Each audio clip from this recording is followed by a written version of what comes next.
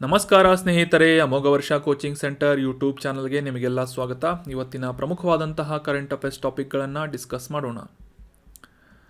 ಡಿಸ್ಕಷನನ್ನು ಪ್ರಾರಂಭ ಮಾಡೋದಕ್ಕಿಂತ ಮುಂಚೆ ಕಳೆದ ಸೆಷನ್ನಲ್ಲಿ ಕೇಳಲಾದಂತಹ ಪ್ರಶ್ನೆಯ ಸರಿಯಾದ ಉತ್ತರವನ್ನು ಮೊದಲು ತಿಳಿದುಕೊಳ್ಳೋಣ.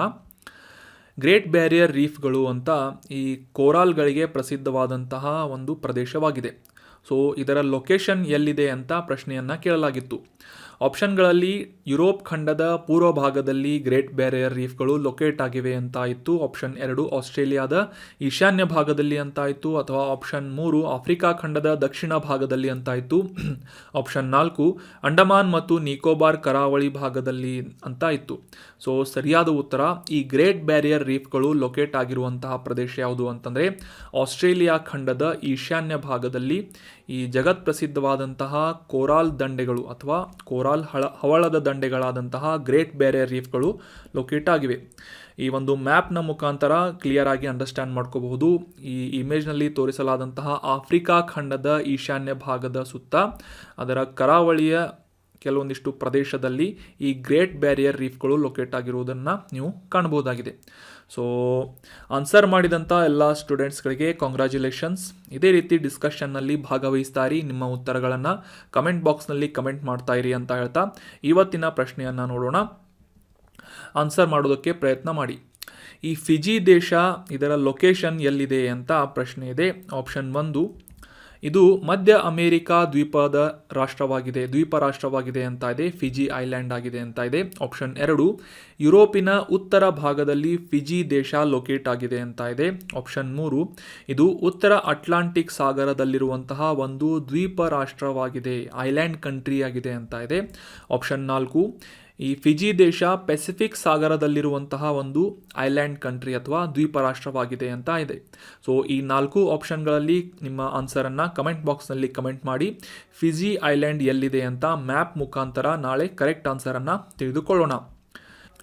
ಇನ್ನು ಇವತ್ತಿನ ಆರ್ಟಿಕಲ್ಗೆ ಸಂಬಂಧಪಟ್ಟಂತಹ ಮೊದಲ ಪ್ರಶ್ನೆ ಏನು ಅಂತ ನೋಡೋದಾದರೆ, ಈ ಕೆಳಗಿನ ಯಾವ ಸಂಸ್ಥೆಯಿಂದ ಭಾರತದಲ್ಲಿ ಮೊದಲ ಬಾರಿಗೆ ನ್ಯಾನೋ ಯೂರಿಯಾವನ್ನು ಅಭಿವೃದ್ಧಿಪಡಿಸಲಾಗಿದೆ ಅಂತ ಪ್ರಶ್ನೆ ಇದೆ.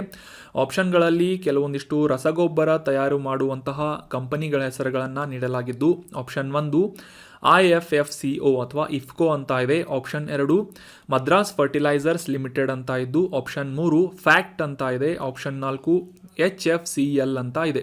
ಸೊ ಸರಿಯಾದ ಉತ್ತರ option 1 Indian farmers fertilisers cooperative limited ಅಥವಾ ಇಫ್ಕೋ ಅನ್ನುವ ಸಂಸ್ಥೆಯಿಂದ ಭಾರತದಲ್ಲಿ ಮೊದಲ ಬಾರಿಗೆ ಈ ನ್ಯಾನೋ ತಂತ್ರಜ್ಞಾನವನ್ನು ಬಳಸಿ ನ್ಯಾನೋ ಯೂರಿಯಾವನ್ನು ಡೆವಲಪ್ ಮಾಡಲಾಗಿದೆ.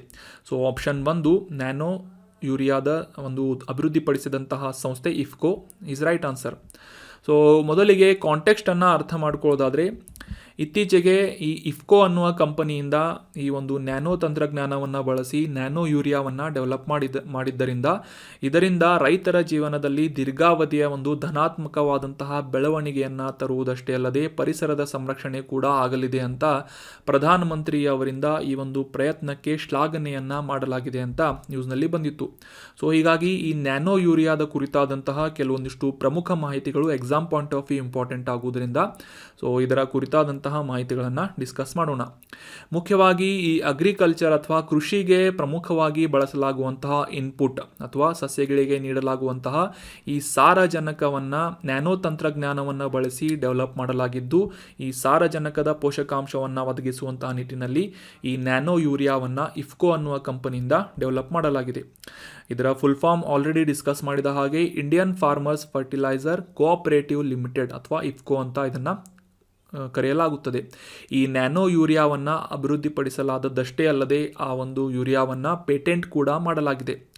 ಸೊ ದೇಶದಾದ್ಯಂತ ಅಥವಾ ಜಗತ್ತಿನಾದ್ಯಂತ ಈ ಭಾರತ ಸರ್ಕಾರದಿಂದ ಅನುಮೋದನೆಯನ್ನು ಪಡೆದುಕೊಂಡಂತಹ ಏಕೈಕ ನ್ಯಾನೋ ರಸಗೊಬ್ಬರವಾಗಿ ಈ ಒಂದು ಇಫ್ಕೋ ಸಂಸ್ಥೆಯ ರಸಗೊಬ್ಬರ ಗುರುತಿಸಿಕೊಳ್ತಾ ಇದೆ. ಅಷ್ಟೇ ಅಲ್ಲದೆ ಈ ಫರ್ಟಿಲೈಸರ್ ಕಂಟ್ರೋಲ್ ಆರ್ಡರನ್ನು ಕೂಡ ಈ ಒಂದು ನ್ಯಾನೋ ಯೂರಿಯಾಕ್ಕೆ ಸೇರಿಸಲಾಗಿದೆ. ಈ ನ್ಯಾನೋ ಯೂರಿಯಾದ ಕುರಿತಾದಂತಹ ಕೆಲವೊಂದಿಷ್ಟು ಪ್ರಮುಖವಾದಂತಹ ಮಾಹಿತಿಗಳನ್ನು ತಿಳ್ಕೊಳ್ಳೋದಕ್ಕಿಂತ ಮುಂಚೆ ಒಂದು ನ್ಯಾನೋಮೀಟರ್ ಅಂದರೆ ಎಷ್ಟು ಅಂತ ಅಂಡರ್ಸ್ಟ್ಯಾಂಡ್ ಮಾಡ್ಕೊಳ್ಳೋಣ. ಒಂದು ನ್ಯಾನೋಮೀಟರ್ ಅಂತಂದರೆ ಮ್ಯಾಥಮೆಟಿಕಲ್ಲಿ ಅಂಡರ್ಸ್ಟ್ಯಾಂಡ್ ಮಾಡ್ಕೊಳ್ಳೋದಾದರೆ 10⁻⁻9 ಮೀಟರ್ ಅಥವಾ 10⁻⁻9 ಮೀಟರನ್ನು ಒಂದು ನ್ಯಾನೋಮೀಟರ್ ಅಂತ ಕರೆಯಲಾಗುತ್ತದೆ. ಸಿಂಪಲ್ಲಾಗಿ ಅಂಡರ್ಸ್ಟ್ಯಾಂಡ್ ಮಾಡ್ಕೊಳ್ಳೋದಾದರೆ 1 ಮೀಟರ್ನ 100 ಕೋಟಿಯ ಒಂದು ಭಾಗವನ್ನು ಒಂದು ನ್ಯಾನೋಮೀಟರ್ ಅಂತ ಗುರುತಿಸಲಾಗುತ್ತದೆ. ಸೊ ಸುಮಾರು 20ರಿಂದ 50 ನ್ಯಾನೋಮೀಟರ್ನಷ್ಟು ಪ್ರತಿ ಒಂದು ಯೂರಿಯಾದ ಕಣ ಈ ನ್ಯಾನೋ ಯೂರಿಯಾದಲ್ಲಿ ಇರುತ್ತದೆ ಅಂತ ಈ ಒಂದು ಮೆಜರ್ಮೆಂಟನ್ನು ಕೂಡ ನೀಡಲಾಗಿದೆ. ಸಾಂಪ್ರದಾಯಿಕವಾಗಿ ಕಾಣುವಂತಹ ಈ ಯೂರಿಯಾದ ಪ್ರಿಲ್ಗಳು ಅಥವಾ ಕಣಗಳೇನಿರ್ತವೆ ಅದಕ್ಕೆ ಹೋಲಿಸಿದರೆ ಈ ನ್ಯಾನೋ ಯೂರಿಯಾ ಏನಿದೆ 20ರಿಂದ 50 ನ್ಯಾನೋಮೀಟರ್ಗಳಷ್ಟು ಗಾತ್ರವನ್ನು ಹೊಂದಿರುತ್ತದೆ ಆ ಒಂದು ಕಣ ಅಂತ ಈ ಒಂದು ನ್ಯಾನೋ ಯೂರಿಯಾವನ್ನು ಡೆವಲಪ್ ಮಾಡಿದಂಥ ಸಂಸ್ಥೆಯಿಂದ ಒಂದು ಪಬ್ಲಿಷ್ಮೆಂಟನ್ನು ಮಾಡಲಾಗಿದೆ. ಅಷ್ಟೇ ಅಲ್ಲದೆ ಈ ಒಂದು ನ್ಯಾನೋ ಯೂರಿಯಾದ ಮೇಲ್ಮೈ ವಿಸ್ತೀರ್ಣ ಅಥವಾ ಸರ್ಫೇಸ್ ಏರಿಯಾ ಕೂಡ ಸಾಕಷ್ಟು ಹೆಚ್ಚಾಗಿ ಇರುತ್ತದೆ ಅಂತ ಕೂಡ ಇದರ ಗಾತ್ರವನ್ನು ಸುಮಾರು 1 ಮಿಲಿಮೀಟರ್ ಯೂರಿಯಾದ ಪ್ರಿಲ್ಗಿಂತ 10,000 ಪಟ್ಟು ಹೆಚ್ಚಿನ ಸರ್ಫೇಸ್ ಏರಿಯಾ ಅಥವಾ ಮೇಲ್ಮೈ ವಿಸ್ತೀರ್ಣವನ್ನು ಈ ನ್ಯಾನೋ ಯೂರಿಯಾ ಹೊಂದಿರುತ್ತದೆ. ಇದರಿಂದ ಸುಮಾರು 4% ಒಟ್ಟು ಸಾರಜನಕವನ್ನು ಈ ಒಂದು ಯೂರಿಯಾ ಹೊಂದಿರುತ್ತದೆ ಅಂತ ಕರೆಕ್ಟಾಗಿ ಇದರ ವಿಶೇಷತೆಗಳನ್ನು ಇಫ್ಕೋ ಕಂಪನಿಯಿಂದ ಬಿಡುಗಡೆ ಮಾಡಲಾಗಿದೆ. ಸೊ ಇದರ ಮುಖ್ಯವಾದಂತಹ ಪ್ರಯೋಜನಗಳು ಯಾವ ರೀತಿಯಾಗಿ ಇರಲಿವೆ ಅಂತ ತಿಳ್ಕೊಳ್ಳೋದಾದರೆ, ಆಗಲೇ ತಿಳಿಸಿದ ಹಾಗೆ ಎಕೋ ಫ್ರೆಂಡ್ಲಿ ಅಥವಾ ಪರಿಸರ ಸ್ನೇಹಿಯಾದಂತಹ ಈ ಒಂದು ನ್ಯಾನೋ ಯೂರಿಯಾ ಕಡಿಮೆ ಇಂಗಾಲದ ಹೆಜ್ಜೆ ಗುರುತುಗಳನ್ನು ಅಥವಾ ಕಾರ್ಬನ್ ಫುಟ್ಪ್ರಿಂಟನ್ನು ಕಡಿಮೆಯಾಗಿ ರಿಲೀಸ್ ಮಾಡುವಂತಹ ಒಂದು ಸಾಮರ್ಥ್ಯವನ್ನು ಹೊಂದಿದ್ದು ಪರಿಸರ ಸ್ನೇಹಿಯಾಗಿ ಕೂಡ ಈ ನ್ಯಾನೋ ಯೂರಿಯಾ ಬಳಕೆಯಾಗಲಿದೆ. ನಮಗೆಲ್ಲ ಗೊತ್ತಿರುವ ಹಾಗೆ ರೈತರಿಗೆ ಸಾಮಾನ್ಯವಾಗಿ ಯೂರಿಯಾವನ್ನು ಎಷ್ಟು ಬಳಸಬೇಕು ಆ ಒಂದು ಮಣ್ಣಿನ ಫಲವತ್ತತೆಯನ್ನು ಟೆಸ್ಟ್ ಮಾಡಿಸಿಕೊಳ್ಳದೆ ಸಾಮಾನ್ಯವಾಗಿ ಅವರು ಅಂದಾಜಿನಲ್ಲಿ ಈ ಒಂದು ಯೂರಿಯಾವನ್ನು ಭೂಮಿಗಳಿಗೆ ಅಥವಾ ಈ ಹೊಲಗಳಿಗೆ ಹಾಕ್ತಾ ಇರ್ತಾರೆ. ಸೊ ಇದರಿಂದ ಹೆಚ್ಚಿನ ಪ್ರಮಾಣದ ಯೂರಿಯಾ ವೇಸ್ಟೇಜ್ ಆಗುವುದು ಅಷ್ಟೇ ಅಲ್ಲದೆ ಆ ಒಂದು ಮಣ್ಣಿನ ಸಾರ ಕೂಡ ಕಡಿಮೆ ಆಗ್ತಾ ಹೋಗುತ್ತದೆ. ಸೊ ಹೀಗಾಗಿ ಈ ಒಂದು ಯೂರಿಯಾದ ದುರುಪಯೋಗವನ್ನು ಮತ್ತು ಈ ಒಂದು ಯೂರಿಯಾದ ಒಂದು ಎಫಿಷಿಯೆಂಟ್ ಆದಂತಹ ಸಕ್ಷಮವಾದಂತಹ ಒಂದು ಬಳಕೆಯನ್ನು ಮೇಂಟೈನ್ ಮಾಡುವಂತಹ ನಿಟ್ಟಿನಲ್ಲಿ ಈ ಒಂದು ನ್ಯಾನೋ ಯೂರಿಯಾ ಸಾಕಷ್ಟು ಸಹಾಯವನ್ನು ಮಾಡಲಿದೆ. ಅಷ್ಟೇ ಅಲ್ಲದೆ ಈ ಬೆಳೆಯ ಉತ್ಪಾದಕತೆ ಹೆಚ್ಚಾಗಿ ಮಾಡುವುದು ಮತ್ತು ಮಣ್ಣಿನ ಆರೋಗ್ಯವನ್ನು ಸಂರಕ್ಷಿಸುವುದು, ಉತ್ಪನ್ನದ ಪೌಷ್ಟಿಕಾಂಶದ ಗುಣಮಟ್ಟವನ್ನು ಸುಧಾರಿಸುವಂತಹ ನಿಟ್ಟಿನಲ್ಲಿ ಈ ಸಾಂಪ್ರದಾಯಿಕ ಗೊಬ್ಬರದ ಅಸಮತೋಲನವನ್ನು ಮತ್ತು ಅತಿಯಾದಂತಹ ಬಳಕೆಯನ್ನು ಈ ರೀತಿಯಾದಂತಹ ಸಮಸ್ಯೆಗಳನ್ನು ಬಗೆಹರಿಸುವಂತಹ ನಿಟ್ಟಿನಲ್ಲಿ ಈ ನ್ಯಾನೋ ಯೂರಿಯಾ ಸಾಕಷ್ಟು ಸಹಾಯಕಾರಿಯಾಗಲಿದೆ ಅಂತ ನಿರೀಕ್ಷೆಯನ್ನು ಮಾಡಲಾಗಿದೆ. ಸೊ ಈ ನ್ಯಾನೋ ಯೂರಿಯಾವನ್ನು ಡೆವಲಪ್ ಮಾಡಿದಂತಹ ಇಫ್ಕೋ ಅನ್ನುವ ಸಂಸ್ಥೆಯ ಬಗ್ಗೆ ತಿಳ್ಕೊಳ್ಳೋದಾದರೆ, ಭಾರತೀಯ ಫಾರ್ಮರ್ಸ್ ಫರ್ಟಿಲೈಸರ್ ಸಹಕಾರಿ ಲಿಮಿಟೆಡ್ ಅಥವಾ Indian farmers fertilisers cooperative limited ಅಂತ ಇದರ ಫುಲ್ ಫಾರ್ಮ್ ಆಗಿದೆ. ಇದು ಪ್ರಾಥಮಿಕವಾಗಿ ದೇಶದಾದ್ಯಂತ ರಸಗೊಬ್ಬರಗಳ ಉತ್ಪಾದನೆ ಮತ್ತು ವಿತರಣೆ ಮಾಡುವಂತಹ ಪ್ರಮುಖವಾದಂತಹ ಸಂಸ್ಥೆಯಾಗಿದ್ದು, ಭಾರತದ ಅತಿ ದೊಡ್ಡ ಬಹುರಾಜ್ಯದ ಅಂತಂದರೆ ಮಲ್ಟಿ ಸ್ಟೇಟ್ ಕೋಆಪರೇಟಿವ್ ಸೊಸೈಟಿಗಳಲ್ಲಿ ಒಂದಾಗಿದೆ. ಮುಖ್ಯವಾಗಿ ಈ ಒಂದು ಸಂಸ್ಥೆ ಏನಿದೆ ಸಂಪೂರ್ಣವಾಗಿ ಭಾರತೀಯ ಸಹಕಾರಿ ಸಂಘಗಳ ಒಡೆತನದಲ್ಲಿ ಬರುವಂತಹ ಸಂಸ್ಥೆಯಾಗಿದ್ದು, ಇದರ ಪ್ರಧಾನ ಕಚೇರಿ ಇರುವುದು ಭಾರತದ ನವದೆಹಲಿಯಲ್ಲಿದೆ. So that was about detail information of nano urea. So ಈ ರೀತಿಯಾದಂತಹ ಹೊಸ ಪಾಯಿಂಟ್ಸ್ಗಳನ್ನು ಕೂಡ ಈ ಕೃಷಿಗೆ ಸಂಬಂಧಿಸಿದಂತಹ ಅಭಿವೃದ್ಧಿಪಡಿಸುವಂತಹ ಒಂದು ಸಜೆಷನ್ಗಳನ್ನು ನೀಡುವಂತಹ ಸಂದರ್ಭದಲ್ಲಿ ಎಸ್ಸೆಗಳಲ್ಲಿ ನೀಡ್ತಾ ಇರಿ. ಸೊ ಕಂಪಲ್ಸರಿಯಾಗಿ ಇದನ್ನು ನೋಟ್ ಮಾಡ್ಕೊಂಡು ಇಟ್ಕೊಳ್ಳಿ. ಈ GKಗೆ ಸಂಬಂಧಪಟ್ಟಂತಹ ಪ್ರಶ್ನೆ ಪ್ಲಸ್ ಈ ಒಂದು ಕರೆಂಟ್ ಅಫೇರ್ಸ್ ಈ ಎರಡೂ ಮಿಶ್ರಿತವಾದಂತಹ ಈ ಒಂದು ಇನ್ಫಾರ್ಮೇಷನನ್ನು ನಿಮ್ಮ ಎಸ್ಸೆಗಳಲ್ಲಾಗಿರ್ಬೋದು ಅಥವಾ ಆಬ್ಜೆಕ್ಟಿವ್ ಕ್ವಶನ್ಗಳಲ್ಲಾಗಿರ್ಬೋದು ನೀವು ಉಪಯೋಗ ಮಾಡ್ಕೋಬೋದಾಗಿರುತ್ತೆ. ಸೊ ಹೀಗಾಗಿ ನೋಟ್ ದಿಸ್ ಪಾಯಿಂಟ್, ನ್ಯಾನೋ ಯೂರಿಯಾದ ಬಗ್ಗೆ ನೋಟ್ ಮಾಡಿ ಇಟ್ಕೊಳ್ಳಿ. ಇದನ್ನು ಡೆವಲಪ್ ಮಾಡಿದಂತಹ ಸಂಸ್ಥೆ ಯಾವುದು ಅಂತಂದರೆ ಇಫ್ಕೋ ಆಗಿದೆ. ಇನ್ನು ಮುಂದಿನ ಪ್ರಶ್ನೆಯನ್ನು ನೋಡೋದಾದರೆ, ಈ ಪೆರಂಬಿಕುಲಂ ಅನ್ನುವ ಹುಲಿ ಸಂರಕ್ಷಿತ ಪ್ರದೇಶ ಎಲ್ಲಿದೆ, ಯಾವ ರಾಜ್ಯದಲ್ಲಿದೆ ಅಂತ ಗುರುತಿಸಬೇಕಾಗಿದೆ. Option 1 Kerala, option 2 Tamil Nadu, option 3 Telangana ಅಥವಾ ಆಪ್ಷನ್ 4 ಆಂಧ್ರ ಪ್ರದೇಶ್ ಅಂತ ಇದೆ. ಸರಿಯಾದ ಉತ್ತರ ಆಪ್ಷನ್ 1 ಕೇರಳದಲ್ಲಿ ಈ ಪೆರಂಬಿಕುಲಂ ಅನ್ನುವ ಟೈಗರ್ ರಿಸರ್ವ್ ಅಥವಾ ಹುಲಿ ಸಂರಕ್ಷಿತ ಪ್ರದೇಶ ಲೊಕೇಟ್ ಆಗಿದೆ. ಇತ್ತೀಚೆಗೆ ಈ ಪೆರಂಬಿಕುಲಂ ಅನ್ನುವ ಒಂದು ಹುಲಿ ಸಂರಕ್ಷಿತ ಪ್ರದೇಶ ನ್ಯೂಸ್ನಲ್ಲಿತ್ತು. ಯಾಕೆ ಅಂತ ಕಾಂಟೆಕ್ಸ್ಟನ್ನು ಅರ್ಥ ಮಾಡ್ಕೊಳ್ಳೋದಾದರೆ ಈ ಪ್ರಾಣಿಗಳ ಸಮೀಕ್ಷೆಯನ್ನು ಅಥವಾ ಸೆನ್ಸಸ್ಸನ್ನು ಈ ಒಂದು ಹುಲಿ ಸಂರಕ್ಷಿತ ಪ್ರದೇಶದಲ್ಲಿ ಇತ್ತೀಚೆಗೆ ಕಂಡಕ್ಟ್ ಮಾಡಲಾಯಿತು. ಆ ಒಂದು ವರದಿಯಲ್ಲಿ ತಿಳಿದು ಬಂದದ್ದೇನಂತಂದರೆ ಸುಮಾರು 500ಕ್ಕೂ ಹೆಚ್ಚು ಜಾತಿಗಳ ಪ್ರಭೇದಕ್ಕೆ ಸಂಬಂಧಪಟ್ಟಂತಹ ಪ್ರಾಣಿಗಳನ್ನು ಈ ಪೆರಂಬಿಕುಲಂ ಅನ್ನುವ ಹುಲಿ ಸಂರಕ್ಷಿತ ಪ್ರದೇಶದಲ್ಲಿ ರೆಕಾರ್ಡ್ ಮಾಡಲಾಗಿದೆ. ಅಷ್ಟೇ ಅಲ್ಲದೆ ಸಾಕಷ್ಟು ರೀತಿಯಾದಂತಹ ಹೊಸ ಪ್ರಭೇದಗಳನ್ನು ಕೂಡ ಈ ಒಂದು ಪ್ರದೇಶದಲ್ಲಿ ಗುರುತಿಸಲಾಗಿದೆ ಅಂತ ಈ ಒಂದು ದಾಖಲೆಯಿಂದ ತಿಳಿದು ಬರ್ತಾ ಇದೆ. ಇದನ್ನು ನ್ಯೂಸ್ನಲ್ಲಿ ಪಬ್ಲಿಷ್ ಮಾಡಲಾಗಿತ್ತು. ಸೊ ಹೀಗಾಗಿ ಈ ಪೆರಂಬಿಕುಲಂ ಅನ್ನುವ ಹುಲಿ ಸಂರಕ್ಷಿತ ಪ್ರದೇಶದ ಕುರಿತಾದಂತಹ ಕೆಲವೊಂದಿಷ್ಟು ಪ್ರಮುಖವಾದಂತಹ ಮಾಹಿತಿಗಳನ್ನು ಈ ಒಂದು ಆರ್ಟಿಕಲ್ನಲ್ಲಿ ಡಿಸ್ಕಸ್ ಮಾಡೋಣ. ಮುಖ್ಯವಾಗಿ exam point of view important ಆಗುವುದೇನು ಅಂತಂದರೆ ಈ ಪೆರಂಬಿಕುಲಂ ಅನ್ನುವ ಟೈಗರ್ ರಿಸರ್ವ್ ಎಲ್ಲಿ ಲೊಕೇಟ್ ಆಗಿದೆ ಅಂತಂದರೆ ಈ ಕೇರಳದ ಪಲಕ್ಕಾಡ್ ಜಿಲ್ಲೆಯಲ್ಲಿ ಈ ಒಂದು ಹುಲಿ ಸಂರಕ್ಷಿತ ಪ್ರದೇಶ ಲೊಕೇಟ್ ಆಗಿದೆ. ಅದರಲ್ಲಿ ಸ್ಪೆಸಿಫಿಕ್ ಆಗಿ ತಿಳ್ಕೊಳ್ಳೋದಾದರೆ ಈ ದಕ್ಷಿಣದ ಪಶ್ಚಿಮ ಘಟ್ಟಗಳ ಪ್ರದೇಶದಲ್ಲಿ ಆನಮಲೈ ಬೆಟ್ಟಗಳು ಮತ್ತು ನೆಲ್ಲಿಯಂಪತಿ ಬೆಟ್ಟಗಳ ನಡುವೆ ಈ ಒಂದು ಪೆರಂಬಿಕುಲಂ ಹುಲಿ ಸಂರಕ್ಷಿತ ಪ್ರದೇಶ ಲೊಕೇಟ್ ಆಗಿದ್ದು ಭಾರತದಲ್ಲಿ ಅತಿ ಪ್ರಮುಖವಾದಂತಹ ಈ ಹುಲಿ ಸಂರಕ್ಷಿತ ಪ್ರದೇಶಗಳಲ್ಲಿ ಈ ಪೆರಂಬಿಕುಲಂ ಹುಲಿ ಸಂರಕ್ಷಿತ ಪ್ರದೇಶ ಒಂದಾಗಿ ಗುರುತಿಸಿಕೊಳ್ಳುತ್ತದೆ. ನೆನ್ಪಿಟ್ಕೊಳ್ಳಿ, ಇದು ಕೇರಳದ ಪಲಕ್ಕಾಡ್ ಜಿಲ್ಲೆಯಲ್ಲಿರುವಂತಹ ಒಂದು ಟೈಗರ್ ರಿಸರ್ವ್ ಆಗಿದೆ. ಇಲ್ಲಿ ಕಂಡುಬರುವಂತಹ ಪ್ರಮುಖವಾದಂತಹ ಸಸ್ಯವರ್ಗಗಳು ಅಥವಾ ಫ್ಲೋರಾ ಯಾವುವು ಅಂತಂದರೆ ಸಾಮಾನ್ಯವಾಗಿ ಇಲ್ಲಿ ನಿತ್ಯ ಹರಿದ್ವರ್ಣದ ಕಾಡುಗಳು, ತೇವಾಂಶವುಳ್ಳಂತಹ ಮತ್ತು ಒಣ ಎಲೆ ಉದುರುವಂತಹ ಕಾಡುಗಳಲ್ಲಿ ಬೆಳೆಯುವಂತಹ ಮರಗಳನ್ನು ನಾವು ಇಲ್ಲಿ ಕಾಣಬಹುದಾಗಿದೆ. ಅಷ್ಟೇ ಅಲ್ಲದೆ ಸಾಕಷ್ಟು ವಿಶೇಷ ರೀತಿಯ ಹುಲ್ಲುಗಾವಲನ್ನು ಕೂಡ ಈ ಒಂದು ಹುಲಿ ಸಂರಕ್ಷಿತ ಪ್ರದೇಶದಲ್ಲಿ ನಾವು ಕಾಣಬಹುದಾಗಿದ್ದು ಸಾಕಷ್ಟು ವೈವಿಧ್ಯಮಯವಾದಂತಹ ಪ್ರಕಾರದ ಈ ಒಂದು ಸಸ್ಯವರ್ಗವನ್ನು ನಾವು ಇಲ್ಲಿ ಕಾಣಬಹುದಾಗಿದೆ. ಅಷ್ಟೇ ಅಲ್ಲದೆ ಇಲ್ಲಿ ಕಂಡುಬರುವಂತಹ ಪ್ರಮುಖವಾದಂತಹ ಪ್ರಾಣಿಗಳು ಯಾವುವು ಅಂತ ನೋಡೋದಾದರೆ ಲಯನ್ ಟೇಲ್ಡ್ ಮಕಾಕ್ ಅಥವಾ ಸಿಂಹಬಾಲದ ಮಕಾಕ್ಗಳು, ಇದು ಮಂಗನ ಜಾತಿಗೆ ಸೇರಿದಂತಹ ಒಂದು ಪ್ರಾಣಿ. ಮಲಬಾರ್ ದೈತ್ಯ ಅಳಿಲು ಅಥವಾ ಮಲಬಾರ್ ಜೈಂಟ್ ಸ್ಕ್ವಿರಲ್, ಹಾರುವಂತಹ ಅಳಿಲು ಅಥವಾ ಫ್ಲೈಯಿಂಗ್ ಸ್ಕ್ವಿರಲ್ ಅಂತ ಇದನ್ನ ಕರೆಯಲಾಗುತ್ತೆ. ಮತ್ತು ಜೇಡದ ಜಾತಿಗೆ ಸೇರಿದಂತಹ ದೊಡ್ಡ ಟೆರಂಟುಲಾವನ್ನು ಕೂಡ ನಾವು ಇಲ್ಲಿ ಈ ಪೆರಂಬಿಕುಲಂ ಹುಲಿ ಸಂರಕ್ಷಿತ ಪ್ರದೇಶದಲ್ಲಿ ಕಾಣಬಹುದಾಗಿದೆ.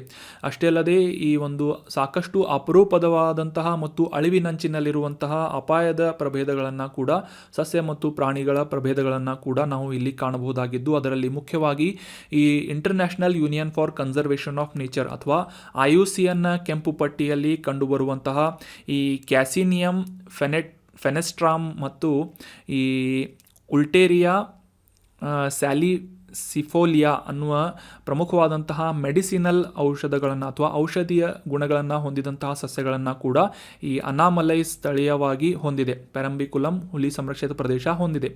ಅಷ್ಟೇ ಅಲ್ಲದೆ ಇಲ್ಲಿ ಕಂಡುಬರುವಂತಹ ಟೋಮಾಪ್ಟರ್ನ ಪರಂಬಿಕುಲಮಾನ್ ಅನ್ನುವ ಒಂದು ಸ್ಥಳೀಯ ಜಾತಿಯ ಕಪ್ಪೆ ಕೂಡ ಇಲ್ಲಿ ಪ್ರಮುಖವಾಗಿ ಕಂಡುಬರುತ್ತೆ. ಮತ್ತು ಇಲ್ಲಿಯ ನೀರಿನಲ್ಲಿ ಕಂಡುಬರುವಂತಹ ಗರ್ರಾ ಸುರೇಂದ್ರನಾಥನಿ ಅನ್ನುವ ಪ್ರಮುಖವಾದಂತಹ ಸಕ್ಕರ್ ಫಿಶನ್ನು ಕೂಡ ನಾವು ಇಲ್ಲಿ ಕಾಣಬಹುದಾಗಿದೆ. ಈ ಒಂದು ಸ್ಲೈಡ್ನಲ್ಲಿ ಡಿಸ್ಕಸ್ ಮಾಡಲಾದಂತಹ ಈ ಔಷಧೀಯ ಗುಣಗಳನ್ನು ಹೊಂದಿದಂತಹ ಸಸ್ಯಗಳನ್ನು ಮತ್ತು ಈ ಪ್ರಾಣಿ ಪ್ರಭೇದಗಳನ್ನು, ಮೀನನ್ನು ಈ ಒಂದು ಇಮೇಜ್ನಲ್ಲಿ ನೀವು ಕ್ಲಿಯರಾಗಿ ನೋಡಿಕೊಂಡು ಅಂಡರ್ಸ್ಟ್ಯಾಂಡ್ ಮಾಡ್ಕೋಬೋದಾಗಿದೆ. ಸೊ ಅಳಿವಿನಂಚಿನಲ್ಲಿರುವಂತಹ ಮತ್ತು ಅಪರೂಪದ ಪ್ರಾಣಿಗಳನ್ನು ಹೊಂದಿರುವಂತಹ ಈ ಒಂದು ಪೆರಂಬಿಕುಲಂ ಹುಲಿ ಸಂರಕ್ಷಿತ ಪ್ರದೇಶ. ಸೊ ಇದರ ಬಗ್ಗೆ ನಾವು ಡೀಟೇಲ್ ಆಗಿ ಡಿಸ್ಕಸ್ ಮಾಡಿದ್ವಿ. ಸೊ ಮುಂದಿನ ಆರ್ಟಿಕಲ್ಗೆ ಸಂಬಂಧಪಟ್ಟಂತಹ ಪ್ರಶ್ನೆ ಏನು ಅಂತ ನೋಡೋದಾದರೆ, ಇತ್ತೀಚೆಗೆ ಆಸಿಯಾನ್ನ ಒಂದು ಶೃಂಗಸಭೆ ನಡೆದಿತ್ತು. ಭಾರತ ಮತ್ತು ಆಸಿಯಾನ್ಗಳ ಒಂದು ಒಕ್ಕೂಟದ ಒಂದು ಎಂಗೇಜ್ಮೆಂಟ್ನ ಸ್ಮರಣಾರ್ಥವಾಗಿ ಈ ಒಂದು ಶೃಂಗಸಭೆಯನ್ನು ಏರ್ಪಡಿಸಲಾಗಿತ್ತು. ಸೊ ಹೀಗಾಗಿ ಆಸಿಯಾನ್ ನ್ಯೂಸ್ನಲ್ಲಿರೋದ್ರಿಂದ ಇದಕ್ಕೆ ಸಂಬಂಧಪಟ್ಟಂತಹ ಪ್ರಶ್ನೆ, ಈ ಕೆಳಗಿನ ಯಾವ ದೇಶವು ಆಸಿಯಾನ್ ಅನ್ನುವ ಗುಂಪಿನ ಸದಸ್ಯತ್ವವನ್ನು ಹೊಂದಿಲ್ಲ, ಸದಸ್ಯ ರಾಷ್ಟ್ರ ಆಗಿಲ್ಲ ಅಂತ ಗುರುತಿಸಬೇಕಾಗಿದೆ. Option 1 Brunei, option 2 Cambodia, option 3 Myanmar, option 4 Bharat ಅಂತ ಇದೆ. ಸರಿಯಾದ ಉತ್ತರ ಭಾರತವನ್ನು ಹೊರತುಪಡಿಸಿ ಉಳಿದಂತೆ ಬ್ರುನೈ, ಕಾಂಬೋಡಿಯಾ ಮತ್ತು ಮ್ಯಾನ್ಮಾರ್ಗಳು ಈ ಆಸಿಯಾನ್ನ ಸದಸ್ಯತ್ವವನ್ನು ಹೊಂದಿದೆ. ಸೊ ಯಾವುದು ಹೊಂದಿಲ್ಲ ಅಂತ ಗುರುತಿಸಬೇಕಾಗಿದ್ದರಿಂದ option 4 Bharat is right answer. ಭಾರತ ಈ ಒಂದು ಆಸಿಯಾನ್ ಗುಂಪಿನ ಸದಸ್ಯ ರಾಷ್ಟ್ರ ಆಗಿಲ್ಲ. ಮೊದಲಿಗೆ ಕಾಂಟೆಕ್ಸ್ಟನ್ನು ಅರ್ಥ ಮಾಡ್ಕೊಳ್ಳೋದಾದರೆ, ಆಲ್ರೆಡಿ ಡಿಸ್ಕಸ್ ಮಾಡಿದ ಹಾಗೆ ಆಸಿಯಾನ್ ಮತ್ತು ಭಾರತದ ವ್ಯಾಪಾರ ಶೃಂಗಸಭೆಯನ್ನು ಇತ್ತೀಚೆಗೆ ಏರ್ಪಡಿಸಲಾಗಿತ್ತು. ಸೊ ಆ ಒಂದು ಶೃಂಗಸಭೆಯನ್ನು ಉದ್ದೇಶಿಸಿ ಮಾತನಾಡಿದಂತಹ ಎಲೆಕ್ಟ್ರಾನಿಕ್ಸ್ ಮತ್ತು ಮಾಹಿತಿ ತಂತ್ರಜ್ಞಾನದ ರಾಜ್ಯ ಸಚಿವರಿಂದ ಈ ಒಂದು ರಿಲೇಷನ್ಶಿಪ್ಪನ್ನು ಇನ್ನೂ ಹೆಚ್ಚಿನ ಮಟ್ಟಕ್ಕೆ ಏರಿಸುವಂತಹ ಒಂದು ಪಾಸಿಟಿವ್ ಆದಂತಹ ಒಂದು ಇನ್ಫಾರ್ಮೇಷನನ್ನು ಪಬ್ಲಿಷ್ ಮಾಡಲಾಗಿದೆ ಅಥವಾ ಒಂದು ಪ್ರಕಟಣೆ ಮಾಡಲಾಗಿದೆ ಅಂತ ನ್ಯೂಸ್ನಲ್ಲಿ ಬಂದಿತ್ತು. ಸೊ ಹೀಗಾಗಿ ಈ 5ನೇ ಭಾರತ ಮತ್ತು ಆಸಿಯಾನ್ ರಾಷ್ಟ್ರಗಳ ಶೃಂಗಸಭೆಯ ಕುರಿತಾದಂತಹ ಮಾಹಿತಿಯನ್ನು ತಿಳ್ಕೊಳ್ಳೋದಾದರೆ, ಮುಖ್ಯವಾಗಿ ಈ ಒಂದು ಶೃಂಗಸಭೆಯನ್ನು ಕೌಲಾಲಂಪುರ್ನಲ್ಲಿ ಆಯೋಜನೆ ಮಾಡಲಾಗಿತ್ತು. ಈ ಕೌಲಾಲಂಪುರ್ ಯಾವ ದೇಶದ ಕ್ಯಾಪಿಟಲ್ ಅಥವಾ ಯಾವ ದೇಶದ ರಾಜಧಾನಿಯಾಗಿದೆ ಅಂತ ಕಮೆಂಟ್ ಬಾಕ್ಸ್ನಲ್ಲಿ ಕಮೆಂಟ್ ಮಾಡಿ.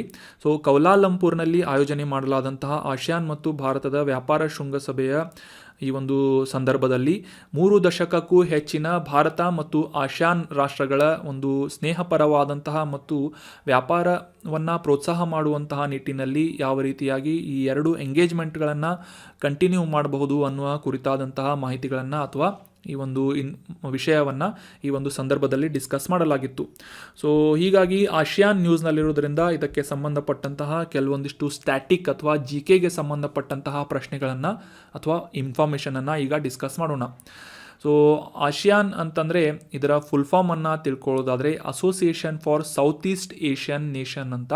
ಸೊ ಅಥವಾ ಈ ಒಂದು ಆಗ್ನೇಯ ಏಷ್ಯಾ ರಾಷ್ಟ್ರಗಳ ಒಂದು ಒಕ್ಕೂಟ ಅಂತ ಇದನ್ನು ನಾವು ಗುರುತಿಸಬಹುದಾಗಿದೆ. ಇದರಲ್ಲಿ ಮುಖ್ಯವಾಗಿ ಭಾರತವನ್ನು ಹೊರತುಪಡಿಸಿ ಇತರ 10 ರಾಷ್ಟ್ರಗಳನ್ನು ಒಳಗೊಂಡಂತೆ ಆಗ್ನೇಯ ಏಷ್ಯಾದ ರಾಷ್ಟ್ರಗಳನ್ನು ಒಳಗೊಂಡಂತೆ 10 ರಾಷ್ಟ್ರಗಳು ಇದರ ಸದಸ್ಯತ್ವವನ್ನು ಹೊಂದಿವೆ. ಮುಖ್ಯವಾಗಿ 1967ರ ಬ್ಯಾಂಕಾಕ್ ಡಿಕ್ಲರೇಷನ್ ಸಹಿ ಮಾಡುವುದರೊಂದಿಗೆ ಈ ಒಂದು ಆಗ್ನೇಯ ಏಷ್ಯಾ ರಾಷ್ಟ್ರಗಳ ಸಂಘ ಅಥವಾ ಆಸಿಯಾನನ್ನು ಸ್ಥಾಪನೆ ಮಾಡಲಾಗಿತ್ತು. ಇದರ ಸಂಸ್ಥಾಪಕ ಸದಸ್ಯರನ್ನು ನೋಡೋದಾದರೆ, ಸದಸ್ಯ ರಾಷ್ಟ್ರಗಳನ್ನು ನೋಡೋದಾದರೆ Indonesia, Malaysia, Philippines, Singapore, Thailand ಈ 5 ರಾಷ್ಟ್ರಗಳು ಸಂಸ್ಥಾಪಕ ಸದಸ್ಯತ್ವವನ್ನು ಹೊಂದಿದರೆ ಇದನ್ನು ಉಳಿದಂತೆ ಈ ಬ್ರುನೈ ಆಗಿರ್ಬೋದು, ಲಾವೋಸ್, ಮ್ಯಾನ್ಮಾರ್, ಕಾಂಬೋಡಿಯಾ ಮತ್ತು ವಿಯೆಟ್ನಾಂ ಸೇರಿದಂತಹ 10 ರಾಷ್ಟ್ರಗಳನ್ನು ಈ ಆಸಿಯಾನ್ ಗುಂಪುಗಳು ಅಥವಾ ಆಸಿಯಾನ್ ಒಕ್ಕೂಟ ಹೊಂದಿದೆ.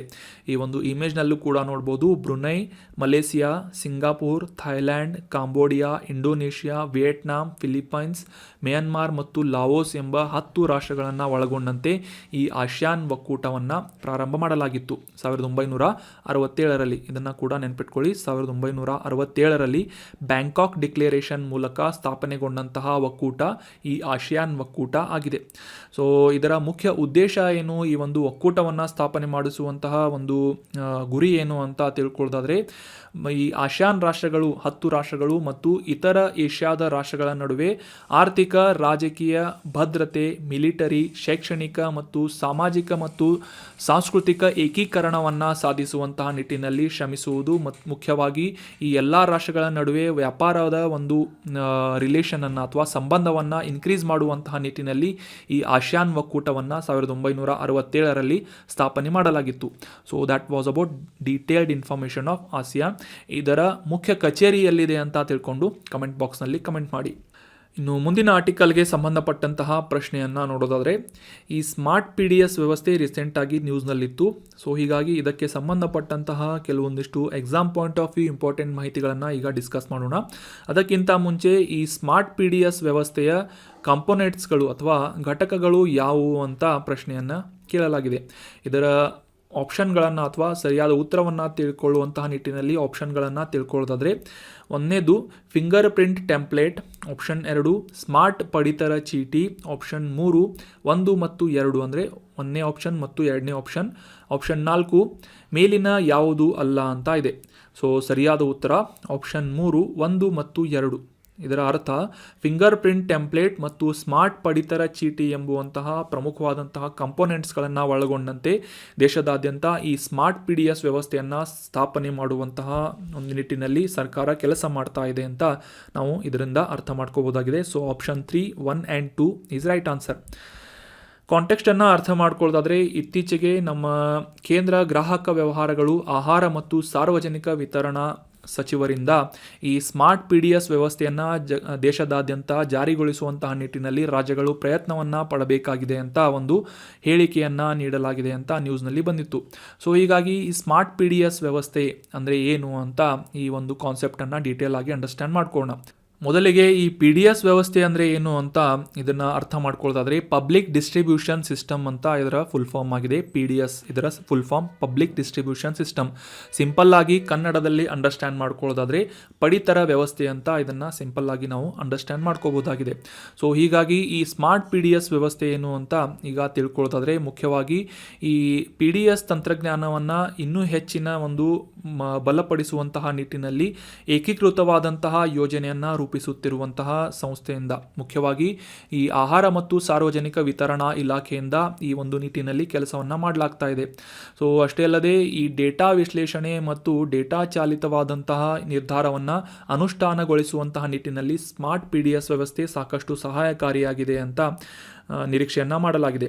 ಸೊ ಆಲ್ರೆಡಿ ಡಿಸ್ಕಸ್ ಮಾಡಲಾದ ಹಾಗೆ ಪಿ ಡಿ ಎಸ್ ಅಂದರೆ ಏನು ಅಂತ, ಪಬ್ಲಿಕ್ ಡಿಸ್ಟ್ರಿಬ್ಯೂಷನ್ ಸಿಸ್ಟಮ್ ಅಂತ ನೀವು ಸಿಂಪಲ್ ಆಗಿ ಅಂಡರ್ಸ್ಟ್ಯಾಂಡ್ ಮಾಡ್ಕೊಂಡ್ರಿ. ಸೊ ಈ ಸ್ಮಾರ್ಟ್ ಪಿ ಡಿ ಎಸ್ ವ್ಯವಸ್ಥೆ ಇದರ ಫುಲ್ ಫಾರ್ಮ್ ಏನು ಅಂತ ತಿಳ್ಕೊಳ್ಳೋದಾದರೆ scheme for modernisation and reforms through technology in public distribution system ಅನ್ನೋದು ಇದರ ಫುಲ್ ಫಾರ್ಮ್ ಆಗಿದೆ. So exam point of view ಇದರ ಫುಲ್ ಫಾರ್ಮ್ ಅಷ್ಟೊಂದು ಏನು ಇಂಪಾರ್ಟೆಂಟ್ ಆಗದೇ ಇದ್ದರೂ ಕೂಡ ಇದನ್ನು ಒಮ್ಮೆ ನೋಟ್ ಮಾಡಿ ಇಟ್ಕೊಳ್ಳಿ. Scheme for modernisation and reforms through technology ಅಂದರೆ ಈ ತಂತ್ರಜ್ಞಾನದ ಒಂದು ಸಹಾಯದಿಂದ ಈ ಒಂದು ಪಡಿತರ ವ್ಯವಸ್ಥೆಯನ್ನು ಆಧುನೀಕರಣ ಮಾಡುವಂತಹ ಮತ್ತು ಅದರಲ್ಲಿ ಬದಲಾವಣೆಗಳನ್ನು ತರುವಂತಹ ಒಂದು ಉದ್ದೇಶವನ್ನು ಈ ಸ್ಮಾರ್ಟ್ ಪಿ ಡಿ ಎಸ್ ವ್ಯವಸ್ಥೆ ಹೊಂದಿದೆ. ಮುಖ್ಯವಾಗಿ ಹೊಸ ಯುಗದ ತಂತ್ರಜ್ಞಾನಗಳಾದಂತಹ ಕ್ಲೌಡ್ ವ್ಯವಸ್ಥೆಯನ್ನು ಬಳಸಿಕೊಂಡು ಈ ಪಿ ಡಿ ಎಸ್ ವ್ಯವಸ್ಥೆಯನ್ನು ಇನ್ಫಾರ್ಮೇಷನ್ ಟೆಕ್ನಾಲಜಿ ಅಥವಾ ಮಾಹಿತಿ ತಂತ್ರಜ್ಞಾನದಕ್ಕೆ ಸಂಬಂಧಪಟ್ಟಂತಹ ಪರಿಸರ ವ್ಯವಸ್ಥೆಯನ್ನು ಕಲ್ಪಿಸುವಂತಹ ನಿಟ್ಟಿನಲ್ಲಿ ಈ ಫಲಾನುಭವಿಗಳಿಗೆ ಇನ್ನೂ ಹೆಚ್ಚಿನ ರೀತಿಯಾಗಿ ಈ ಸುಲಭವಾಗಿ ಈ ಒಂದು ವ್ಯವಸ್ಥೆಯ ಒಂದು ಪ್ರಯೋಜನ ಆಗುವಂತೆ ಈ ಒಂದು ಸ್ಮಾರ್ಟ್ ಪಿ ಡಿ ಎಸ್ ವ್ಯವಸ್ಥೆಯನ್ನು ಸೃಷ್ಟಿಸಲಾಗ್ತಾ ಇದೆ. ಸೊ ಇದರಲ್ಲಿ ಒಳಗೊಂಡಂತಹ ಪ್ರಮುಖವಾದಂತಹ ಕಂಪೋನೆಂಟ್ಸ್ಗಳು ಯಾವುವು ಅಂತಂದರೆ ಇದರಲ್ಲಿ ಮುಖ್ಯವಾಗಿ ಸ್ಮಾರ್ಟ್ ರೇಷನ್ ಕಾರ್ಡ್ಗಳನ್ನು ಫಲಾನುಭವಿಗಳಿಗೆ ನೀಡಲಾಗುತ್ತದೆ. ಇದರಿಂದ ಯಾವುದೇ ರೀತಿಯಾಗಿ ಈ ಫಲಾನುಭವಿಗಳು ಮತ್ತು ಆ ಫಲಾನುಭವಿ ಕುಟುಂಬಕ್ಕೆ ಸೇರಿದಂತಹ ಇತರ ಸದಸ್ಯರಿಂದ ಈ ಸ್ಮಾರ್ಟ್ ಪಿ ಡಿ ಎಸ್ ಕಾರ್ಡ್ಗಳನ್ನು ಬಳಸಿಕೊಂಡು ನ್ಯಾಯಬೆಲೆ ಅಂಗಡಿಯ ಮೂಲಕ ಪಡಿತರನ್ನು ಪಡೆಯುವಂತಹ ಒಂದು ಅನುಕೂಲವನ್ನು ಮಾಡಿಕೊಡಲಾಗುವುದು. ಅಷ್ಟೇ ಅಲ್ಲದೆ ಈ ಒಂದು ಸ್ಮಾರ್ಟ್ ಪಿ ಡಿ ಎಸ್ ಕಾರ್ಡ್ನಲ್ಲಿ ಅಂದರೆ ಸ್ಮಾರ್ಟ್ ರೇಷನ್ ಕಾರ್ಡ್ನಲ್ಲಿ ಫಿಂಗರ್ ಪ್ರಿಂಟ್ ಟೆಂಪ್ಲೇಟ್ಗಳನ್ನು ಕೂಡ ಅಳವಡಿಸಲಾಗಿರುತ್ತದೆ. ಸೊ ಇದರಿಂದ ಯಾವುದೇ ರೀತಿಯಾದಂತಹ ವಹಿವಾಟಿನ ಒಂದು ಟ್ರಾನ್ಸಾಕ್ಷನ್ ರೆಕಾರ್ಡನ್ನು ಈ ಒಂದು ಫಿಂಗರ್ ಪ್ರಿಂಟ್ ಟೆಂಪ್ಲೇಟ್ ಮೂಲಕ ಸ್ಮಾರ್ಟ್ ರೇಷನ್ ಕಾರ್ಡ್ನಲ್ಲಿ ರೆಕಾರ್ಡ್ ಮಾಡಲಾಗುತ್ತದೆ. ಸೊ ಇದರಿಂದ ಯಾವ ರೀತಿಯಾದಂಥ ಅನುಕೂಲ ಆಗ್ಬೋದು ಅಂತ ನೀವು ಅಂದಾಜನ್ನು ಮಾಡ್ಬೋದು. ಯಾವುದೇ ರೀತಿಯಾಗಿ ಸರ್ಕಾರದಿಂದ ಒದಗಿಸಲಾಗುವಂತಹ ಈ ನ್ಯಾಯಬೆಲೆ ಅಂಗಡಿಗಳಿಗೆ ಒದಗಿಸಲಾಗುವಂತಹ ರೇಷನ್ ಯಾವುದೇ ರೀತಿಯಾಗಿ ದುರುಪಯೋಗವನ್ನು ಕಾಣಬಾರದು, ಅಂದರೆ ಈ ದುರುಪಯೋಗವನ್ನು ಪಡಿಸಿಕೊಳ್ಳುವಂತಹ ಸಂದರ್ಭಗಳು ಬರಬಾರ್ದು. ಅಷ್ಟೇ ಅಲ್ಲದೆ ಈ ಒಂದು ಫಲಾನುಭವಿಗಳು ಮಾಡುವಂತಹ ಎಲ್ಲ ಟ್ರಾನ್ಸಾಕ್ಷನ್ಗಳು ಈ ಒಂದು ಸ್ಮಾರ್ಟ್ ರೇಷನ್ ಕಾರ್ಡ್ನಲ್ಲಿ ರೆಕಾರ್ಡ್ ಆಗಿರುವುದರಿಂದ ಸೊ ಯಾವುದೇ ರೀತಿಯಾಗಿ ಅದರ ಒಂದು ದುರುಪಯೋಗ ಆಗುವುದರ ಅಷ್ಟೇ ಅಲ್ಲದೆ ಆ ಒಂದು ಕಳ್ಳ ಸಾಗಾಣಿಕೆ ಆಗಿರ್ಬೋದು ಅಥವಾ ಒಂದು ನಕಲಿ ಟ್ರಾನ್ಸಾಕ್ಷನ್ಗಳನ್ನು ತಡೆಗಟ್ಟುವಂತಹ ನಿಟ್ಟಿನಲ್ಲಿ ಕೂಡ ಈ ಒಂದು ಸ್ಮಾರ್ಟ್ ಪಿ ಡಿ ಎಸ್ ವ್ಯವಸ್ಥೆ ಸಾಕಷ್ಟು ಸಹಾಯವನ್ನು ಮಾಡಲಿದೆ. ಸೊ ಇದರ ಒಂದು ಅನುಷ್ಠಾನವನ್ನು ಮಾಡ್ತಾ ಇರುವಂತಹ ಸಚಿವಾಲಯ ಯಾವುದು ಅಂತಂದರೆ ಗ್ರಾಹಕ ವ್ಯವಹಾರಗಳು, ಆಹಾರ ಮತ್ತು ಸಾರ್ವಜನಿಕ ವಿತರಣಾ ಸಚಿವಾಲಯದಿಂದ ಈ ಸ್ಮಾರ್ಟ್ ಪಿ ಡಿ ಎಸ್ ವ್ಯವಸ್ಥೆಯ ಅನುಷ್ಠಾನವನ್ನು ಕೈಗೊಳ್ಳಲಾಗ್ತಾ ಇದೆ. So that was about detail information of smart P D S. ಇನ್ನು ಮುಂದಿನ ಆರ್ಟಿಕಲ್ಗೆ ಸಂಬಂಧಪಟ್ಟಂತಹ ಪ್ರಶ್ನೆಯನ್ನು ನೋಡೋದಾದರೆ ಈ ಕೆಳಗಿನ ಯಾವ ಬೆಕ್ಕನ್ನು ಇಂಟರ್ನ್ಯಾಷನಲ್ ಬಿಗ್ ಕ್ಯಾಟ್ ಅಲಯನ್ಸ್ನಲ್ಲಿ ಅಥವಾ ಇಬ್ಕಾ ಅನ್ನುವ ಒಂದು ಅಲಯನ್ಸ್ನಲ್ಲಿ ಮೈತ್ರಿಕೂಟದಲ್ಲಿ ಸೇರಿಸಲಾಗಿಲ್ಲ ಅಂತ ಪ್ರಶ್ನೆ ಇದೆ. ಆಪ್ಷನ್ಗಳಲ್ಲಿ ಕಾಡು ಬೆಕ್ಕುಗಳು, ಆಪ್ಷನ್ 2 ಪ್ಯೂಮಾ, ಆಪ್ಷನ್ 3 ಹಿಮಚಿರತೆ ಅಥವಾ ಆಪ್ಷನ್ 4 ಸಿಂಹಗಳು ಅಂತ ಇದೆ. ಸರಿಯಾದ ಉತ್ತರ ಆಪ್ಷನ್ 1 ಕಾಡು ಬೆಕ್ಕುಗಳನ್ನು ಹೊರತುಪಡಿಸಿ ಪ್ಯೂಮಾ, ಹಿಮಚಿರತೆ, ಸಿಂಹಗಳು ಮತ್ತು ಇತರ ಪ್ರಮುಖವಾದಂತಹ 4 ದೊಡ್ಡ ಬೆಕ್ಕುಗಳನ್ನು ಸಂರಕ್ಷಣೆ ಮಾಡುವಂತಹ ನಿಟ್ಟಿನಲ್ಲಿ ಸ್ಥಾಪನೆಯಾಗ್ತಾ ಇರುವಂತಹ ಇಂಟರ್ನ್ಯಾಷನಲ್ ಬಿಗ್ ಕ್ಯಾಟ್ ಅಲಯನ್ಸ್ ಅನ್ನುವ ಒಂದು ಒಕ್ಕೂಟದಲ್ಲಿ, ಒಂದು ಮೈತ್ರಿಕೂಟದಲ್ಲಿ ಈ ಕಾಡು ಬೆಕ್ಕುಗಳನ್ನು ಸೇರಿಸಲಾಗಿಲ್ಲ. ಆಪ್ಷನ್ 1 ಕಾಡು ಬೆಕ್ಕುಗಳು ಇಸ್ ರೈಟ್ ಆನ್ಸರ್. ಕಾಂಟೆಕ್ಸ್ಟನ್ನು ಅರ್ಥ ಮಾಡ್ಕೊಳ್ಳೋದಾದರೆ ಇಂಟರ್ನ್ಯಾಷನಲ್ ಬಿಗ್ ಕ್ಯಾಟ್ ಅಲಯನ್ಸನ್ನು ಭಾರತದಿಂದ ಪ್ರಸ್ತಾಪಿಸಲಾಗಿದೆ.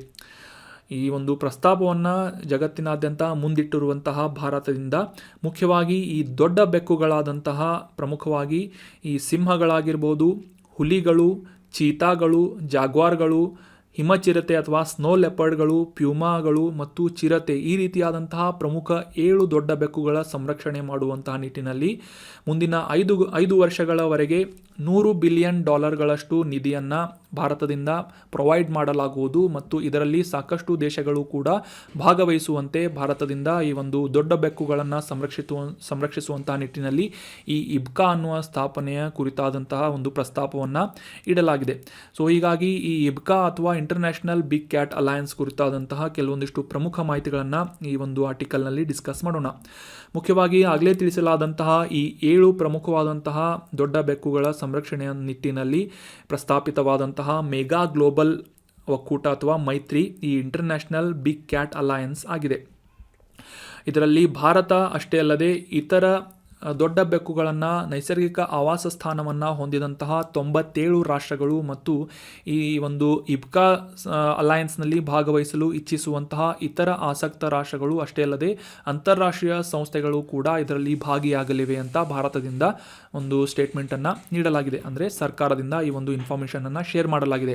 ಸೊ ಈ ಒಂದು ಇಬ್ಕಾವನ್ನು ಸ್ಥಾಪನೆ ಮಾಡ್ತಾ ಇರುವಂತಹ ಮುಖ್ಯ ಉದ್ದೇಶ ಏನು ಅಂತಂದರೆ ಜಗತ್ತಿನಾದ್ಯಂತ ಈಗ ಡಿಸ್ಕಸ್ ಮಾಡಲಾದಂತಹ 7 ಪ್ರಮುಖವಾದಂತಹ ದೊಡ್ಡ ಬೆಕ್ಕುಗಳನ್ನು ಸಂರಕ್ಷಣೆ ಮಾಡುವಂತಹ ನಿಟ್ಟಿನಲ್ಲಿ ಈ ಬೆಂಚ್ ಮಾರ್ಕ್ ಮಾಡಲಾದಂತಹ ಅಭ್ಯಾಸಗಳನ್ನು ಪ್ರಾಕ್ಟೀಸ್ ಮಾಡುವುದು, ಅವುಗಳ ಸಂರಕ್ಷಣೆಯಲ್ಲಿ ಆ ಒಂದು ಚಟುವಟಿಕೆಗಳನ್ನು ಕೈಗೊಳ್ಳುವುದು ಮತ್ತು ಆ ಒಂದು ಕೆಪಾಸಿಟಿ ಬಿಲ್ಡಿಂಗ್ ಮಾಡುವುದು, ಸಂಪನ್ಮೂಲಗಳ ಭಂಡಾರವನ್ನು ನಿರ್ಮಾಣ ಮಾಡುವುದು, ಆ ಒಂದು ಬಿಗ್ ಕ್ಯಾಟ್ಗಳ ಸಂರಕ್ಷಣೆಯಲ್ಲಿ ಸಂಶೋಧನೆಯನ್ನು ಅಭಿವೃದ್ಧಿಯನ್ನು ಕೈಗೊಳ್ಳುವುದು, ಜಾಗೃತಿಗೆ ಸಂಬಂಧಪಟ್ಟಂತಹ ಸಾಕಷ್ಟು ಕುರಿತಾದಂತಹ ಮಾಹಿತಿಯನ್ನು ಪ್ರಸಾರ ಮಾಡುವಂತಹ ವೇದಿಕೆಯನ್ನು ಪ್ಲ್ಯಾಟ್ಫಾರ್ಮನ್ನು ಕಲ್ಪಿಸಿಕೊಡುವುದು ಈ ಇಂಟರ್ನ್ಯಾಷನಲ್ ಬಿಗ್ ಕ್ಯಾಟ್ ಅಲಯನ್ಸ್ನ ಮುಖ್ಯ ಉದ್ದೇಶ ಆಗಿದೆ. ಸೊ ಇಬ್ಕಾದ ಅಡಿಯಲ್ಲಿ ಕೈಗೊಳ್ಳಲಾಗ್ತಾ ಇರುವಂತಹ ಪ್ರಮುಖವಾದಂತಹ ಪ್ರಸ್ತಾಪಿತವಾದಂತಹ ಚಟುವಟಿಕೆಗಳು ಯಾವುವು ಅಂತಂದರೆ ಮುಖ್ಯವಾಗಿ ಈ ಬಿಗ್ ಕ್ಯಾಟ್ಗಳಿಗೆ ಅಥವಾ ದೊಡ್ಡ ಬೆಕ್ಕುಗಳನ್ನು ಸಂರಕ್ಷಣೆ ಮಾಡುವಂತಹ ನಿಟ್ಟಿನಲ್ಲಿ ವಕಾಲತ್ತನ್ನು ವಹಿಸುವುದು ಅಥವಾ ಅಡ್ವೊಕೆಸಿಯನ್ನು ಮಾಡುವುದು ಮತ್ತು ಪಾರ್ಟ್ನರ್ಶಿಪ್ಪನ್ನು ಡೆವಲಪ್ ಮಾಡುವುದು ಮತ್ತು ನಾಲೆಜ್ ಈ ಪೋರ್ಟಲ್ಗಳನ್ನು ಎಸ್ಟಾಬ್ಲಿಷ್ ಮಾಡುವುದು, ಕೆಪಾಸಿಟಿ ಬಿಲ್ಡಿಂಗ್ ಮಾಡುವುದು ಮತ್ತು ಈ ಎಕೋ ಟೂರಿಸಂಗೆ ಪ್ರೋತ್ಸಾಹವನ್ನು ನೀಡುವುದು ಮತ್ತು ಈ ತಜ್ಞರ ಗುಂಪುಗಳ ನಡುವಿನ ಸಹಕಾರವನ್ನು ಮತ್ತು ಪಾಲುದಾರಿಕೆಯನ್ನು ಹೆಚ್ಚಿಸುವಂತಹ ನಿಟ್ಟಿನಲ್ಲಿ ಜಗತ್ತಿನಾದ್ಯಂತ ಇತರ ಆಸಕ್ತ ರಾಷ್ಟ್ರಗಳಿಂದ ಹಣವನ್ನು ಸಂಗ್ರಹಿಸುವಂತಹ ಪ್ರಮುಖವಾದಂತಹ ಚಟುವಟಿಕೆಗಳನ್ನು ಈ ಇಂಟರ್ನ್ಯಾಷನಲ್ ಬಿಗ್ ಕ್ಯಾಟ್ ಅಲಯನ್ಸ್ನ ಅಡಿಯಲ್ಲಿ ಭಾರತದಿಂದ ಪ್ರಸ್ತಾಪನೆಯನ್ನು ಮಾಡಲಾಗಿದೆ.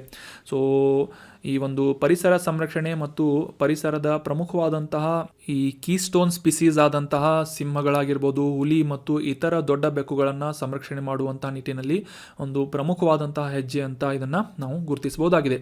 So that was all about today's articles. ಈಗ ಡಿಸ್ಕಸ್ ಮಾಡಲಾದಂಥ ಎಲ್ಲ ಆರ್ಟಿಕಲ್ಸ್ಗಳನ್ನು ಮತ್ತೊಮ್ಮೆ ರಿವೈಸ್ ಮಾಡಿಬಿಡೋಣ.